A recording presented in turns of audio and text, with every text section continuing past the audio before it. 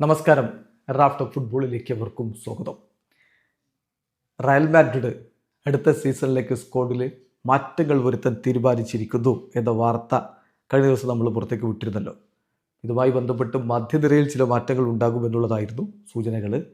Super താരം വിറ്റീഞ്ഞയെ അടക്കം അവർ target ചെയ്യുന്നു എന്ന റിപ്പോർട്ടുകളാണ് ഇപ്പോൾ പുറത്തേക്ക് വരുന്നത്. ഹോസെ ഫെലിക്സ് ഡയസ് റിപ്പോർട്ട് ചെയ്ത കാര്യം, Real Madrid have now decided that changes in the squad are necessary.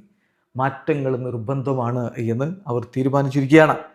Real മാഡ്രിഡിൻ്റെ സ്ക്വാഡ് 2026-27 സീസണിലേക്കുള്ള റയൽ സ്ക്വാഡ് കംപ്ലീറ്റ്ലി ഡിഫറൻ്റ് ആയിരിക്കും എന്നാണ് ഹോസെ ഫെലിക്സ് ഡയസിൻ്റെ റിപ്പോർട്ട്. അതോടൊപ്പം തന്നെ ഗുയർമോ റായും മാരിയോ കോർട്ടഗാനയും ഒക്കെ റിപ്പോർട്ട് ചെയ്യുന്നൊരു കാര്യമുണ്ട്.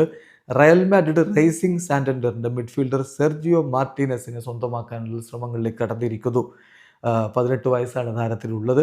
വ്യത്യസ്ത ഫോർമുലകൾ, അദ്ദേഹത്തെ സൈൻ ചെയ്യാൻ വ്യത്യസ്ത ഫോർമുലകൾ റയൽ മാഡ്രിഡ് ഇപ്പോൾ കൺസിഡർ ചെയ്യുന്നു എന്നാണ് പ്രധാനപ്പെട്ട ജേർണലിസ്റ്റുകൾ തന്നെ ദി അത്ലറ്റിക്കിൽ റിപ്പോർട്ട് ചെയ്യുന്നത്.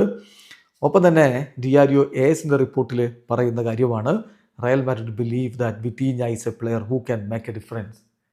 തങ്ങളുടെ ടീമിൽ മാറ്റം ഉണ്ടാക്കാൻ വേണ്ടി, കളിക്കളത്തിൽ മാറ്റം ഉണ്ടാക്കാൻ വേണ്ടി കെൽപ്പുള്ള താരമാണ് വിറ്റീഞ്ഞ എന്ന് റയൽ മാഡ്രിഡ് വിശ്വസിക്കുന്നു.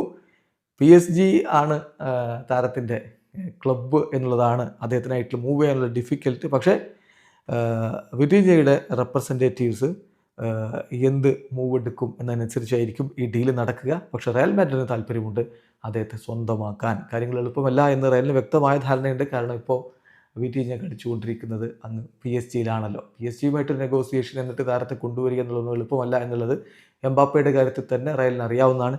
എങ്കിലും പ്രതീക്ഷ കൈവിടുന്നില്ല. താരത്തിനായി നീക്കം നടത്താൻ തന്നെയാണ് റയൽ ആഗ്രഹിക്കുന്നത് എന്ന് ഡിയാരിയോ എസ് റിപ്പോർട്ട് ചെയ്യുന്നു. വീഡിയോ അവസാനിക്കുന്നു. ഫുട്ബോൾ ലോകത്തെ കൂടുതൽ വിശേഷങ്ങളുമായി റാഫ്റ്റ് ഓഫ്